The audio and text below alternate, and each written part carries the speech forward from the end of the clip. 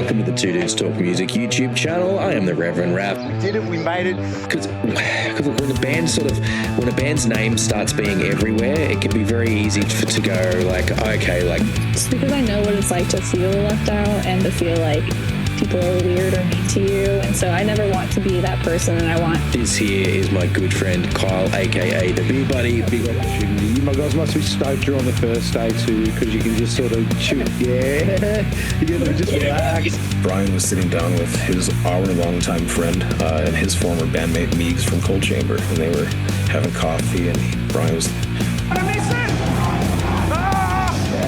When those questions go, those hearty chuckles. You know what that laughter says to me is like, people don't even know what's coming. People are just going to be minds are going to be blown by that. No, it will be a fucking banger.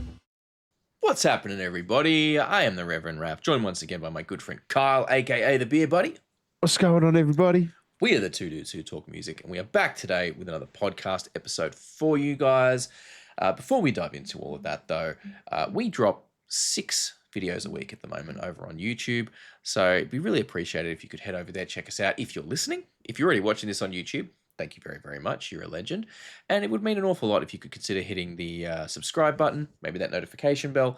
And we do have a Patreon as well. You can go over there, check that out. It's only a couple of bucks a month. That's not even 10 cents a day. No. Not even 10 cents a day. And No. you get all of those videos, all these videos early. You get them ad-free. You get your name in the credits to that. So I just didn't have the thing ready. I'm really, really sorry. I'm supposed to have this ready before we get going. And I've been an absolutely terrible, terrible YouTuber by not having this ready right now.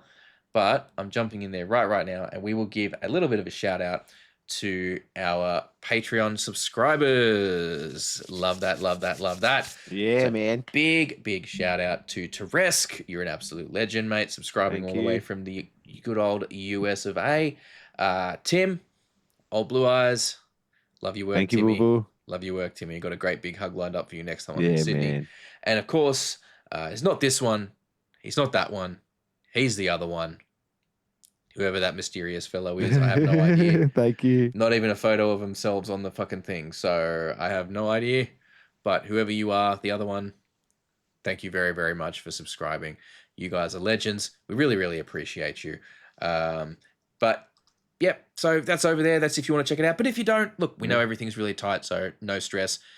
If you enjoy it, subscribing on YouTube and all that stuff's good. Just, liking, sharing, showing your support where you can, because that's very much appreciated. But mate, before we get to our guest today, dude, how you been doing? You looking really good. Your smile's really looking good. extra smiley today. Yeah, man. Yeah, no. We caught up. I actually caught up with Timmy on the weekend. A couple of the boys that's went to why. the footy on. We caught up, went with the footy on Sunday, and the Bulldogs beat Parramatta the first time I've actually been to Parramatta or the new stadium, and the Bulldogs have beaten Parramatta, so that just added a bit more. So I was pretty stoked. But other than that, man, no, just been kicking around, just trying to listen to new music and trying to get back to work, man. Trying to just hope my physio's going well. It's going well, and getting ready to go back to work soon. Oh, Yeah, I'm really looking forward to it. I can't sit at home anymore. you can't sit at home anymore. It's getting a bit much for you. No, look, that's fair enough. That's fair enough. Yeah. But I'm glad you're next to him, but I'm glad you're getting Yeah. progress on it. How are you? Man, I've been doing good. Ordered a new phone today. Well, Yeah, today new at the time of toys. recording, so hopefully that'll be arriving soon. Just trying to sort out all my fucking photos, transfer them over. I'm trying to clear out all the doubles and duplicates and yeah. everything. I feel like found a good app that's handy for it, or a good program that's supposed to help with it, but you still do have to manually click which ones you want to keep and get rid of. And it's great for finding the duplicates, but it's still kind of tedious to go through it. And yeah, I've been listening to some good stuff too. Yeah, been checking out some new music, some of the recommendations from from past guests that we've had on. Been checking those out. Been obviously listening a hell of a lot to that new Sleep Token song that's just been stuck in my head nonstop. And been giving a bit of Storm the Crown some bumping. We had those boys on. They're fucking really good. Listen to some That's Earthbong, who we had from Zona. last week as well. Yeah, Zona. All these. Been really trying to dive into a lot more of our podcast guests and keep listening to their stuff, keeping tabs on what they're releasing. Well, they're the ones that we're hoping that keep going, and that we get on the ground floor on. Definitely. I need to update the Spotify playlist. I've been really slacking on that. We do have a Spotify playlist there. If you're interested, you can go and follow. And I've got to go back through and add songs from the guests. It's been a long time since I've updated it, but it has tracks from a lot of our guests that have been on. So you can go and check that out. We usually throw a couple of tracks on there. A nice little history of the podcast if you want to check that out as well. Another little bit of news. You might be noticing a new logo on the screen today, a little addition to the Two Dudes Talk Music logo. So I have joined up with the Hot and Heavy Show, which is a heavy metal block on community radio, based around sort of, I think it's like Great Lakes FM or something like that, sort of like central and northern New South Wales region community radio, hosted by Hayes. She gets on there, does like a whole bunch of heavy metal, some new stuff, some Aussie focused stuff, some recommendations. So you can go in there, you can submit your recommendations, and they're also got a website that they're trying to get off the ground as well. They're doing reviews and interviews, all sorts of cool stuff there. So if you like your local media for metal stuff, definitely worth checking out. And I have joined up. I'm going to be doing little bits of sound editing and stuff for them and helping out with that. So just a bit of co-promotion, bit of helping each other out with stuff. So thank you very, very much to Hayes for giving me an opportunity there and for giving us the shout outs. She's been very liberal in being like, oh, this is who did these, go and check out his stuff. So if you come over from the Hot and Heavy Show and you're checking out our stuff now, how you going? Thank you very much for coming over. Thank you, Hayes. Congratulations, Raff. Yes, it's great work, man. It's fine, but just trying to keep the muscles, the creative muscle flexed and doing all that stuff. So it's good, man. The more you learn anyway. Yeah, absolutely. And it's fun because I like doing, I'm always the guy in the band. Anyone I've been in a band with will tell you I'm always the guy that's pushing. We've got to have like an intro, or we got to do whatever. You can probably remember when we did the show. I was like, well, we need an intro track. We need this. So I fucking put together an intro track for us, and I'm always doing that sort of stuff for bands that I'm involved with. And whether we use them or not, there's a shitload of them in the bank that I've never seen the light of day because I just love making them. It's something I have a lot of fun with. So hopefully that can lead to something else. Maybe, I don't know, if anyone likes my work on there and wants me to make a little intro for their shit. Yeah, just drop us a line. I'll make you a little intro for your podcast. Or if you're a wrestler and you want a song written, good at it. If you're a wrestler and you want a song written, give us a bell. We've wrote a song made some music with the help of some friends for a local wrestler. Just trying to expand stuff, man. Just trying to expand stuff. It's way good, man. And just like I said, keep flexing that creative muscle. It's good. Speaking of creative muscle, our guests today. That's a good segue. I'm getting better at this slowly. That was good. That was a good one. Like eventually, if I'm, maybe by the time I'm retirement age, I'll have it down to a fine art. Closer to that than not, by the way. But anyway, yes, we are chatting with a young and up and coming band from Southeast Queensland region today. They're called Twisted Lullaby. They've got a couple of tracks out on Spotify. We will have links as usual down in the description, so you can go and check out all of their stuff. But yeah, we are going to dive right in to our chat with Twisted Lullaby. Let's get to it. Welcome everybody. We have Shay and Caleb from Twisted Lullaby with us today. Thank you so much for joining us. Very, very much appreciated. Thanks. Thank you for having us. Been checking out the songs. Sorry, didn't mean to talk over you. Been checking out the songs. Been watching the film clip. Digging the stuff. I did recognize some spots in the film clip. I believe that was from the horror maze in the valley. Yeah, Evil Corp. Yes, Yeah. Evil Corp. Yeah. We did. We filmed in there for Nuclear Vision when we did a film clip in there. A bunch of stuff in there, so that was pretty cool. That's awesome. And I know that we're not. Yeah, there's been a bunch of bands that have done stuff in there too. Like those guys are really cool for allowing bands to utilize the space and because it's a cool location. You can get some cool stuff in there. So. Yeah, great spot. But yeah, like digging the film clip, digging the music, the couple of songs you guys have got out there already. I believe has one just come out recently? Yes. We recently have gotten Not Giving Up came out. Okay. Yes. Yeah. That was the one I was one I was listening Yep, to. 30th of January, Yeah. 2025. So it's only 2 months old. So it's Nearly coming up to 2 months old. pretty spanking new, which we like. We always like new music. So for those who are not familiar with Twisted Lullaby, maybe haven't heard of you guys or checked you guys out yet, what's the sort of the short version for what's the elevator pitch to get people interested? Well, we're a female-fronted, high-energy, alt-metal band. Yeah, we have some songs which are like more haunting and eerie, but like with that heavy metal aspect.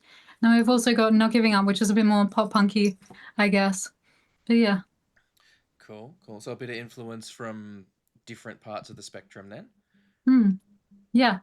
Nice. And what would you I say, like it. if you had to sort of list, a few key inspirations for like the sound, so people will go, if you like this, then you should listen to Twisted Lullaby. Like, what are some of the bands that you think people should, if people like these bands, they should check you guys out?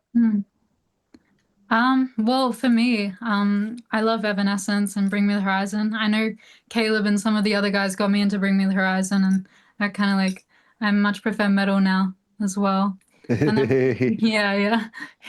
Yeah, like when we're like starting out, it was doing like NXS covers and that sort of kind of rock side. So we've gradually been trying to move in the band and getting Shay into more heavier and heavier stuff. So I think it's where a lot of our influences were. And for me, I came from a background that was like heavily into like tech death metal and stuff like that, but also like pop punk and all that sort of stuff. So love the kind of the vibes of the death metal, but I just love the groove and that sort of thing of a lot of the pop punk stuff. But then also that sort of like the Evanescence, even some like the Paramore, even I think of your Black Sabbath, that sort of vibe, the eerie sort of vibe too, the kind of a clash of all that sort of stuff too.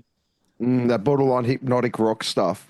Yeah, that's it. Yeah, almost sends you into a trance. Good. Yeah, I dig that though. Like, it's something that you see a lot, and please, like, I don't want it just to come across as like, like Kyle and I are obviously a little bit older than you guys, and so we've been through it a bit more, and we've seen a lot of evolution and been through stuff ourselves. A lot of the people, a lot of the musos in that, sort of that like that younger that late teenage and early kind of 20s bracket that we see coming up now. There's the risk of like getting super serious or like so focused in on it's got to be like the heaviest or most intense stuff, or but it's nice that you can sort of come from that background and also embrace the other influences of stuff that you enjoy as well, because I mean there's nothing wrong with being taking yourself seriously and taking your music seriously, but doesn't mean it has to be the most technical heavy thing going to be good and to be fun. Yeah, we definitely have like the contrasting, because Oh no. Oh dear. I'll take over because I know, in terms of the contrasting, I think with Shay's kind of vocal style there, it's very like the ethereal sort of on the softer side of things, but then we have the music in the background, which is that contrasting component of heavy guitars, real guitar focused, heavy drums, double kick, all that sort of stuff as well. Yeah, the down tuning, it's good. Yeah, that's it. It is. It's really good. And Shay's voice is very hypnotic too. It's got a nice contrast that, like you said, contrast that sits along with everything else. Yeah, definitely. And it's really good. It's one of those things where there needs to be contrast is a huge deal, right? Contrast is a big part of music, and it's how you determine a lot of what's going on. Like the notes you play versus the notes you don't play, the chord choices you make, and going from having different parts of the song that are heavier or versus lighter, and quieter versus louder, more intense versus less intense. Like, it's all that contrast and that dynamic that builds interesting music. I think as well with the contrast too, sometimes as well, not like, especially with bands nowadays, how that genre line is so, I guess, getting blurred. So what kind of people were traditionally doing of, if it's this sort of stuff, it needs to have this sort of vocals or that sort of stuff. It's much more, it's much more complex now, where it's accepted to do that sort of genre mashing, like having super brutal stuff in the background, but then having like clean vocals, or switching up and having hip hop influence and those sort of things. So I think it's one of the beauties of modern music nowadays is you have a lot of that blending, which I really enjoy as well. Very much so. Agreed. Very much so. We're Agreed. big fans of mixing it up and, you know, doing something a bit different, playing around with genres, testing different waters out there, you know. Yeah. Um, Well, the formula doesn't have to change. Just the ingredients just might change a little bit. You know what I mean? And that in itself can just create so much. And especially when you're working with such interesting sort of musicians, with I guess sort of sitting in that alternative. What you guys could play a rock show or you could play a metal show. And that's a really good place to be. Yeah. Yeah, fitting into that space in between the sort of borderline of the two genres is very helpful, you know. And I think that's a space where I think you know some bands are probably afraid to sit in that space because they see it as a negative, but I really don't think it is. I think that for a lot of the time it opens up the opportunities for you. As you say, it gives you more options to play. You know, you might, if you're playing on a metal show, you might be one of the you know, softer bands of the day. for lack of a better term. You may not be quite as heavy as some of the other acts on there, but you're playing a rock show, you're a bit more intense than some of the other bands as well. So you can find a nice middle ground that opens up more bands for you to play with. And festivals as well. You band like you could play Splendor, Good Things, and Not Fest, and you'd work in all three. Yeah, exactly. Yeah, and that's the thing about not having those. You're not being, because there almost is a risk that can come to it, especially when you're an emerging band, is you really got to have that identity. Like we're set in this, so we can get on these sort of stuff. But I think that's where we are creatively and what we're really into as well. It's not being afraid to, if we are in the middle, or if we do bounce between, then we're happy to stick there because we're just being kind of true to ourselves and our sound. 100%. 100%. Great. It's a smart way to think about it. And we have kind of mentioned there as well a couple of singles that you guys have released so far. So you've had Gotta Get Out, which I think was the first track you guys released, and then the new one that's just come out in January. Is there another film clip on the way for that new single, or is that something that's, you know, you working on other things at the moment? Yeah, we got some stuff on the way as well for film clips as well for the new track as well, and we've been in the studio cooking a little bit too, so there'll be some stuff coming out there soon as well. Mm-hmm. Awesome. Sweet. I like that. Any sort of timelines you can give us on what people, you know, when people can expect to see more new stuff from you guys? Yeah, we should be able to. But we got some new tracks cooking, so within the next sort of 2 months, there'll be something out there for people to enjoy. But yeah, so there'll be stuff coming very soon. Awesome. Awesome. Now, Shay, just real quick, can I get you to turn your phone sideways, and that way it'll fill up the whole. There we go. Beautiful. Awesome. That's perfect. Wonderful. There you go. Thank you. On my phone now. Yeah. Perfect. So thank you. How, like, what's the history? Like, how did Twisted Lullaby kind of come together? I know you mentioned you guys were sort of playing like some softer stuff there, but how did, you know, the group come together initially? Originally, it was just me and Kobe, our rhythm guitarist, and we were a duo, and we played a gig, and then we realized we wanted like a heavier sound. So to get that heavier sound, we needed band members. So then I found Caleb and Christian, our bass player, through like our website, like a musician's website. And yeah, Will has come in as well on drums. So yeah. Wow. And what's like the time frame on this exactly? Like when you guys sort of find each other? Yeah, well, we've been a band for like a year and a half. So Will's the newest member. He's come in the last few months. But yeah, me and Kobe were probably a duo for like maybe 1 or 2 months before we found everyone else. Cool. Wow. And how's the drummer settling in? How's he finding everything?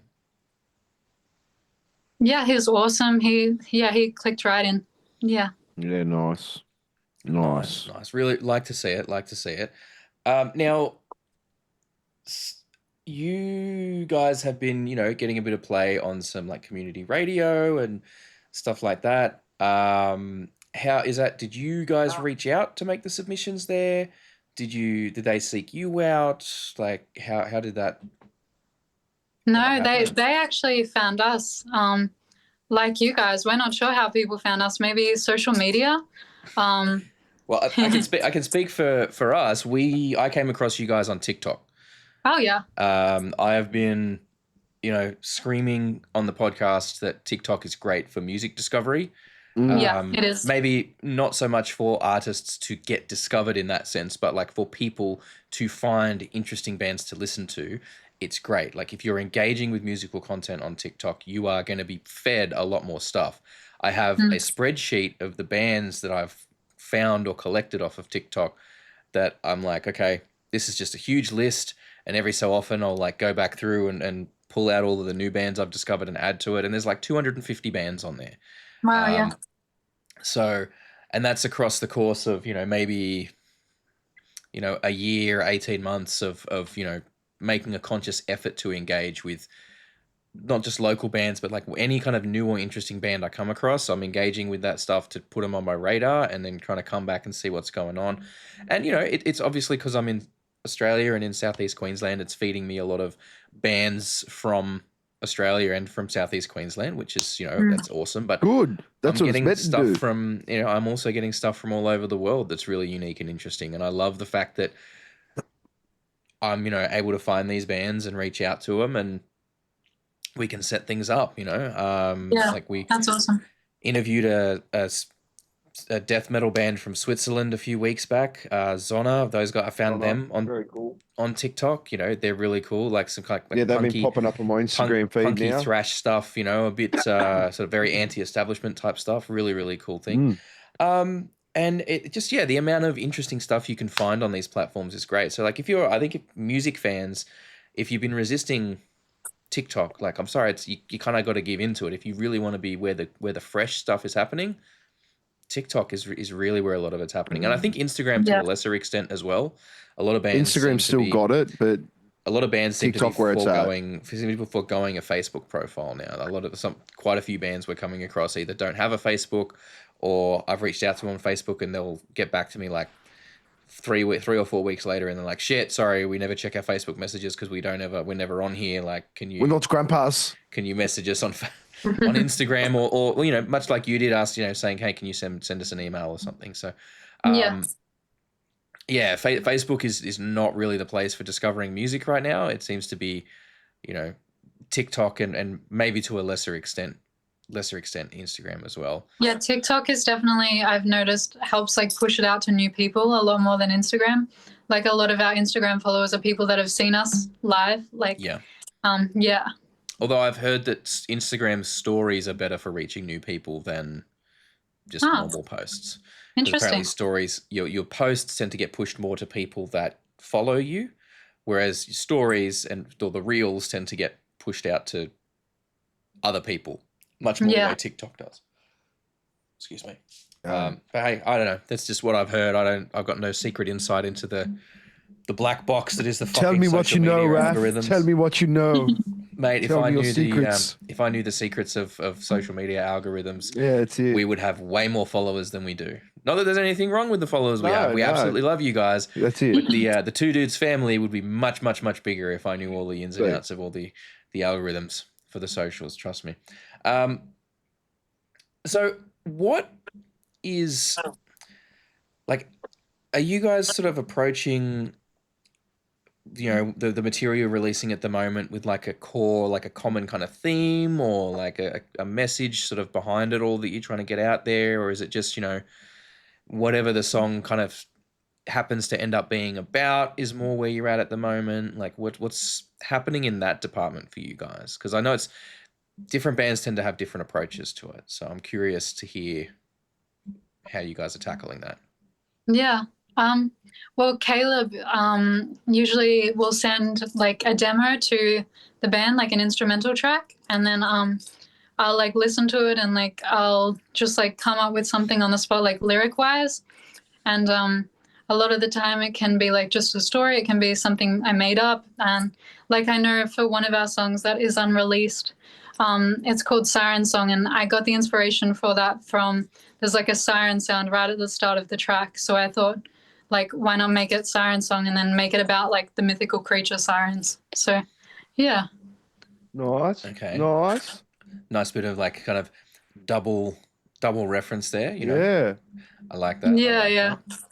Yeah, I think as well the way how we're currently approaching it is, yeah, we'll start with the music, and then from there, Shay will then kind of take your interpretation from that, or take the inspiration from that. So a lot of time we have the music there. There's no really sort of preconceived ideas behind in terms of like thematically what it's about, and then just letting kind of Shay let her expertise kind of go from there and see whatever inspiration pulls out from there. If there's certain themes, or if there was musical elements, there's like a siren sort of sound there. If that kind of can trigger some things where this could be a good idea to kind of pathway to go down from there. No, that's exactly how I used to write too. I just used to like to simmer on the song and then see what journey the instruments took me on, and then try and write around that and build things off that. That's a really good way of doing it. I like that. Yeah, definitely. So do you guys you do a lot of like recording in-house for it all? Like, how do you guys tackle that? Yeah. So from the recording side, we're super lucky. Our rhythm guitarist Kobe, we're situated in his own recording studio, so we got a prime real estate there. We got a great spot for practice out in our own studio in there. So for our first release, we did that in house just to kind of get things out there. Then we worked with a producer for our latest song that we came out with, and then we're looking to probably just to kind of get some of that more experience under our belt, see how other people are doing it, and then take some of that sort of knowledge and then kind of use that again for our in-house stuff. So we're looking to do some more stuff in-house and all that sort of stuff too as well in the future.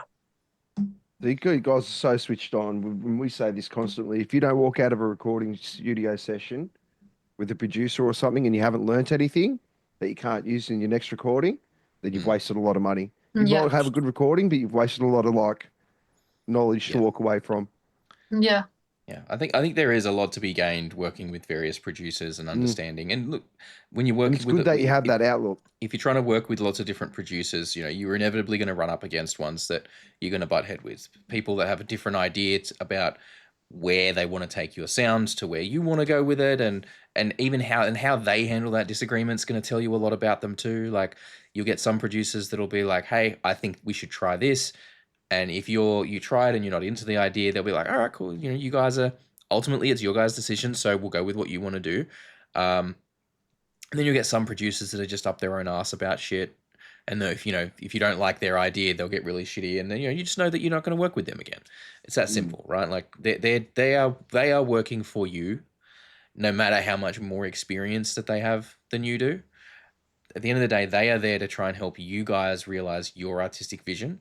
And while they can have input, they may want to have input to that, ultimately the decision comes down to you guys, and it's up to what you want to do. Like, I mean, when I've done some production work, working with a couple of bands and even close friends on like solo projects and stuff. And, I'm constantly, once I get in that producer space, I'm just like, there's stuff firing all the time.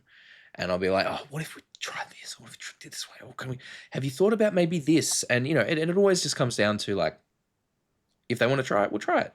And sometimes it works out and they're really appreciative of that cool idea I came up with. Sometimes it doesn't work out and then I scrap the idea. I'm like, no, I'm not digging that. But again, it's you're working with whoever you're working with, they are ultimately working, while it is a collaborative process, they are working for you at the end of the day. So you just got to keep that in mind as you're going through it. And not just like you guys specifically, but like anyone that may be watching this that's starting out or considering, branching out and starting to work with other producers. It's just a super important thing to, yes, find lots of different perspectives, find other producers that you can work with and get their stuff and learn lessons from them.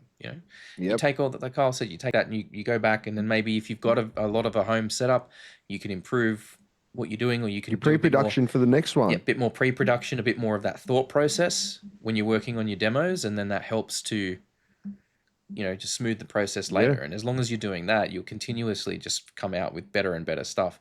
Not just the quality of recording, but the quality of the material as well. Which is super important. And the less time you're bouncing ideas and talking in the studio, the more tracks you're laying down. Therefore, the more tracks you have to choose from in the final cut. It's a whole thing.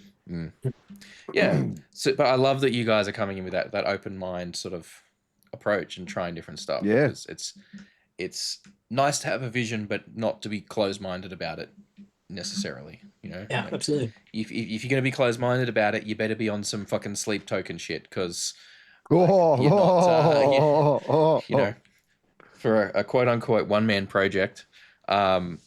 Like, yeah, but it's fuck, I don't know. like, but yeah, okay, cool. And what about on the gig side? Like, tell us, you guys been playing many gigs? Is that, you've been getting out and about with that? Like, what's happening with the gigs for you guys? Yeah, we've been playing a lot around Brisbane, and we've got a gig coming up this Friday actually. But yeah, at the start we did a lot of gigs. I think I'm frozen. No, we got you haven't. No, you haven't.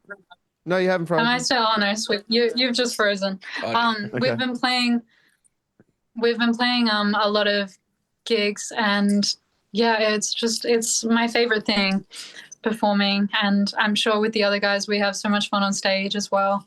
And we're expanding at the moment. We're playing in Northern Rivers, which we haven't been to yet, of New South Wales, and we're going up to Bundaberg as well. So yeah, we're slowly broadening from Brisbane and Gold Coast.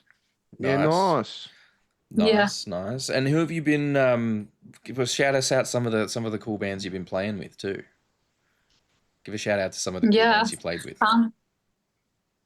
Well, the Backlit are awesome. We've played with them a few times, and very keen to play with Total Buzzkill. Actually, we haven't played with them yet, but we're playing with them in the Northern New South Wales tour. And who else? Can you think of anyone? Caleb? Yeah, we got some good ones coming up. Cosmica as well. We'll be playing with them too, which are another great band. Yeah, excited for them. Playing with them. Some other ones that we've done some stuff with before in the past. Going from the list in our head, there's so many. I think of some of the starter ones on the kind of small DIY gigs. Like we did, speaking of Evil Corp, we did a kind of a DIY gig there where it was just amps and no PA. And that was running, we ran one with Ada Knight and the Reverends as well. Was there? Yes. Non-Burke is there. Yeah, We've got awesome. Non-Burke. So there's a couple ones, which are legends. Yeah, I love Non-Burke. Yeah, Call the Morning. So there's been a great number of bands we've been playing with and kind of doing a couple of repeat gigs with them too, which has been great to build that relationship. That's good. That's nice. That's nice. Yeah, Call the Morning. That's a talented group of kids as well. I say kids. Yeah, I don't mean to be insulting when I say that. I just no. It's just, to us, you're all kids. You're all awesome kids that have got you the rest of your lives ahead of you. And unfortunately, did you? You know what I fucking heard the other day? That broke my heart because they go, the middle age has moved from 40. To 35, so I'm past it. Yeah, I know. I'm well into it now. I'm well into that now. Surely not. I'm just like far out. I got that news the other day, and I'm just like, okay. Just add that one. You're only as old as you feel, and I don't feel like I'm 38 until I go out to a gig, and then I very much feel like I'm 38. The day after a gig, yeah. That's it. That's what tripped me out though, because I was. I used to live down in Sydney, and when I moved up to Brisbane, it was kind of during the pandemic, so there wasn't a lot happening. But once I started getting out and to shows and playing shows again as well, and I'm playing with all these bands that are full of 18, 19-year-olds, 20-year-olds, and I'm like, fuck, you all were born after I started learning music. This is just... fucks up my perception of time and how much time's passed with stuff. And the idea that people that are born in 2007 are turning 18 this year is not a great comfort to me, unfortunately. What I have noticed though is in saying that, the maturity with the approach towards music, we didn't have that when we were that age. Jesus Christ. Yeah. It's a whole new ball game. The way anyone between, I say, 18 and 25 approaches the gigging and the pub and the music scene now. Yeah, y'all are much more savvy about the music business and recording and all that stuff now. And part of that, I think, is due to internet and YouTube and all this kind of thing. There is infinite resources out there. If you want to learn how to do something related to music production, there is going to be videos out there teaching you how to do it. Man. If you want to learn a song or a particular skill, a certain vocal technique or guitar technique or something, certain drum pat, whatever, it's out there. There's someone that's done it and has a video instructing you on how to do it. YouTube University, man. Absolutely. And that's what I mean. The practical knowledge is always going to be way more powerful for what you're doing. I studied music at TAFE back when I lived in Sydney under some really, really talented people, like, you know, people that had been in the shit in the industry. And compared to what was coming out of like audio engineering schools, like JMC Academy and that kind of stuff, it was just like the people that were coming out of TAFE were just doing way better stuff because it's practical, it's hands-on, you're learning how to do it in the thick of it with people that are, you know, that know that. So it's just great, like, to see like the future of Australian rock and metal is in really, really good hands. It is, because there's bands, young bands like yourselves, that are putting in the work, really driven to do something interesting and try and, you know, come out with something that is entertaining for them. And, you know, I say the difference between, you know, music for the people and music for musicians, right? You know, your guys' stuff is definitely music for musicians. Sorry, music for people. It's not like the music for musicians, which is the, you know, music for musicians. There's all these really intense, like, technical things going on, and that's great. Like, if that's the kind of stuff people want to make, cool. I got no dramas with that. But you need to understand that if you're going too technical with stuff, a lot of the time it's not going to be accessible to the layperson, and the layperson is going to be most of your audience. Which is the reason why I'll turn around to most people. If I say animals as leaders, yeah, you guys know, yeah, Voted, like, but I go out to a lot of places and I get animals as leaders, and they're just like, they're not musicians. They're like, what? But if I go Polyphia, they go, everyone's on. Yeah, everyone's on. Yeah, so it's just, I think this is what's important, and you guys are really, you know, you're trying to put out music that is just like fun for you guys, which is great, and that's what it has to be first and foremost, right? It has to be that first and foremost, but then, you know, you're moving into still stuff that's accessible for other people, which is just so much fun. So much fun. So is there, I'm curious to get your guys' thoughts on this, because I haven't seen you guys live yet. I haven't seen you guys live, so I don't know, maybe you do something like this. I don't know. I've seen the film clips and I've listened to a couple of the songs there that you've got out.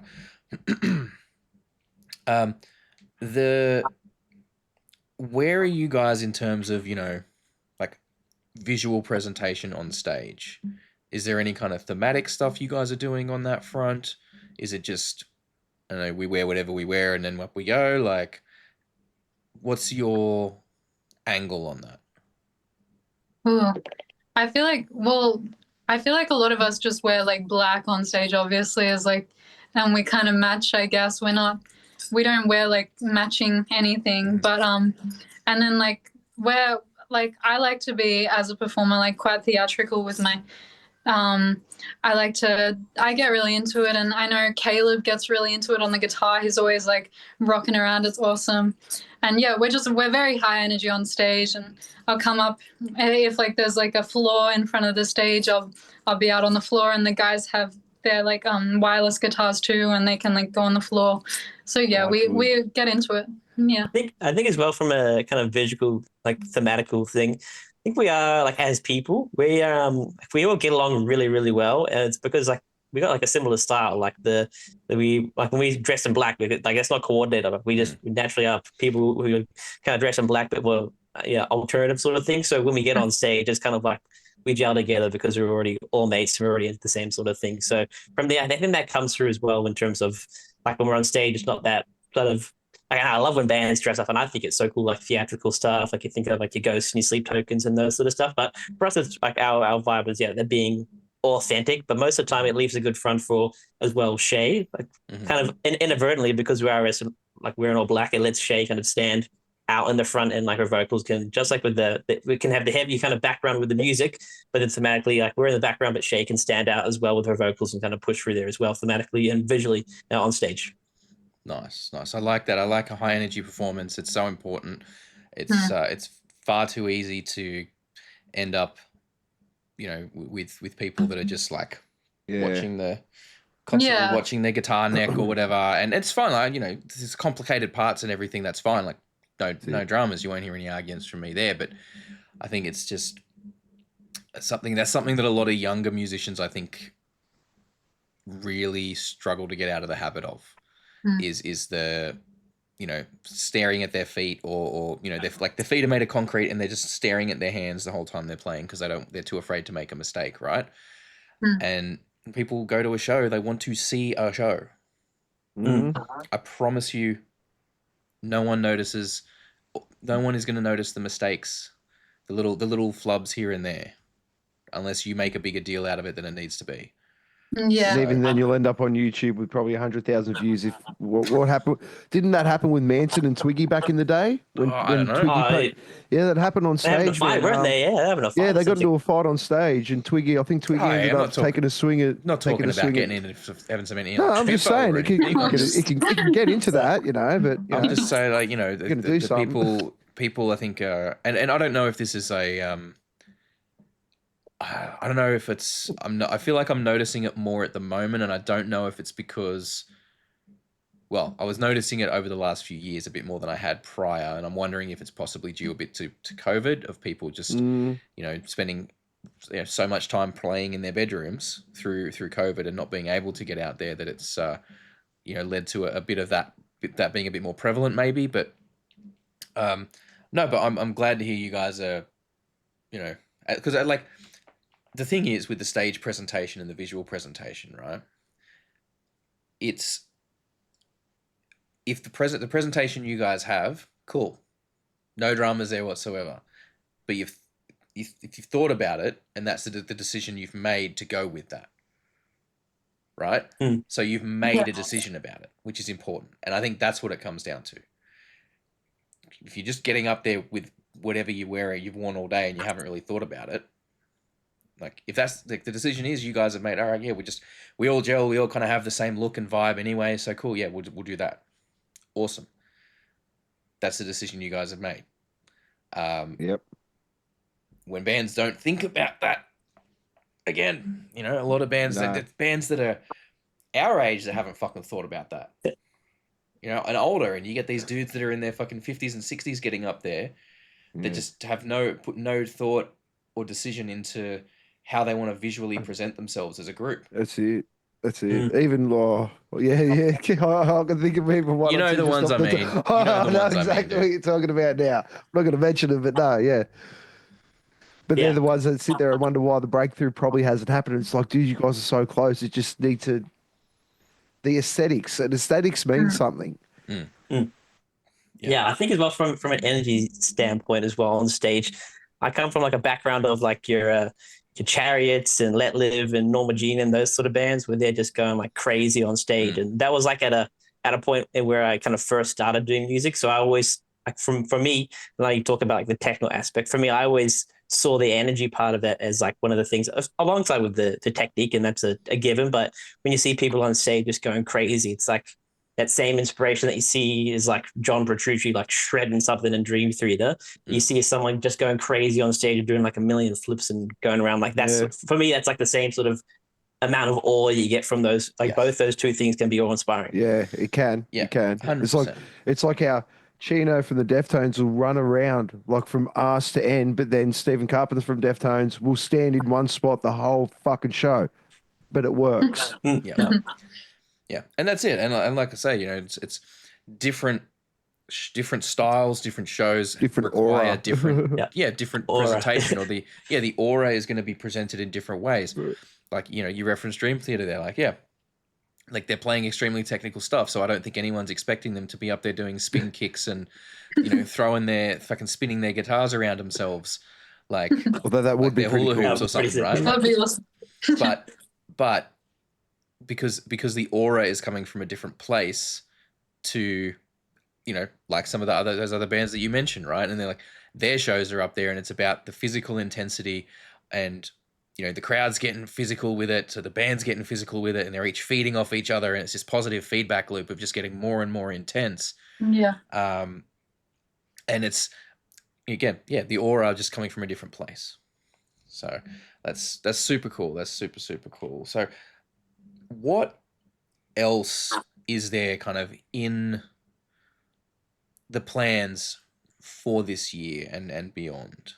Is there anything, what can people expect to see from Twisted Lullaby through the rest of this year, and maybe even, beyond that into 2026?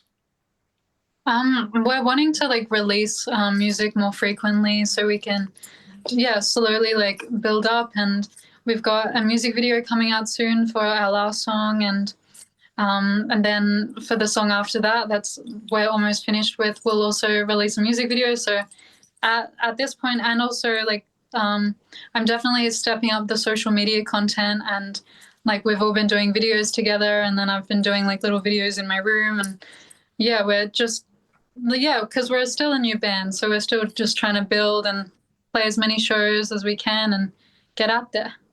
Yeah, nice. That's it. You know, people, the advice that people will give about don't oversaturate the market. Like when you're a new band, don't worry about oversaturating the market. Play everywhere and anywhere as much as you can. You know, you're gonna have to play a lot of free gigs when you're a new band, and that's fair enough. You're an unknown commodity. Don't get me wrong. I think you should be paid for those. I think everyone should be paid for any gig that they play. Unfortunately, the way it is, you're gonna have to just take a lot of the way it should be and the way it is.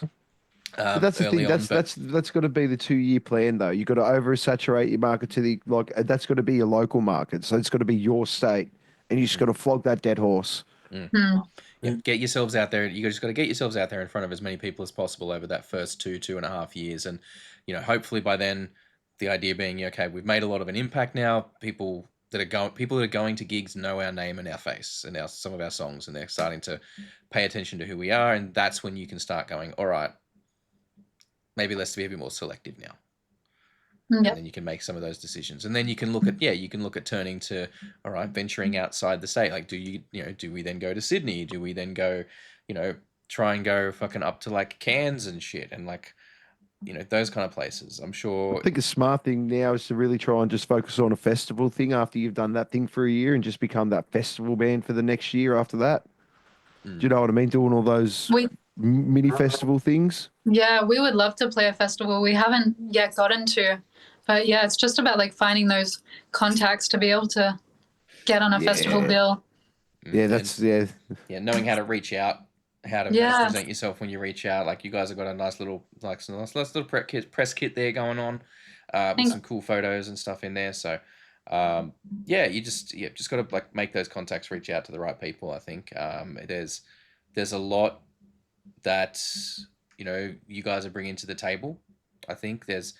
And look, if I'm being perfectly honest, like there's like, you can tell, I can tell listening to the stuff that, you guys are a fairly young band, right? That's no shade. I'm not saying that in a negative way. It's just, that's what it is. Cause I've been listening to bands for a while, and I've listened to a ton of bands across all sorts of stuff, and that's fine. Right. Everyone starts somewhere, you know what I mean? It's as simple as that. That's it. But for where you guys are at, the stuff you're putting out is really, really good. And it's clear where you guys are going with it, that's awesome.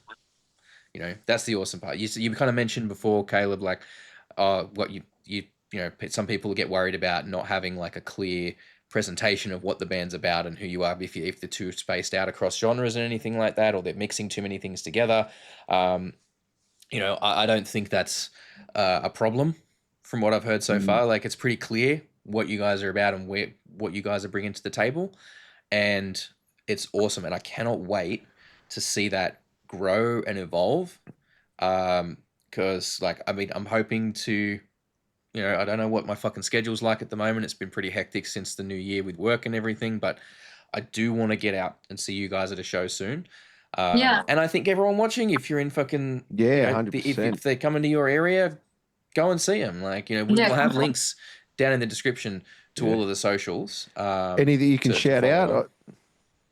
We're playing Greaser this Friday. I don't know when this video will come out, but probably after that gig. But sorry, that's okay. And then we're playing Northern New South Wales in April, and Bundaberg in May. And got many more to come. So there'll be heaps of options for Brisbane people, and eventually everywhere else as well. Get out and see multiple times. Yeah, absolutely, definitely. It's well worth. And like, this is the thing,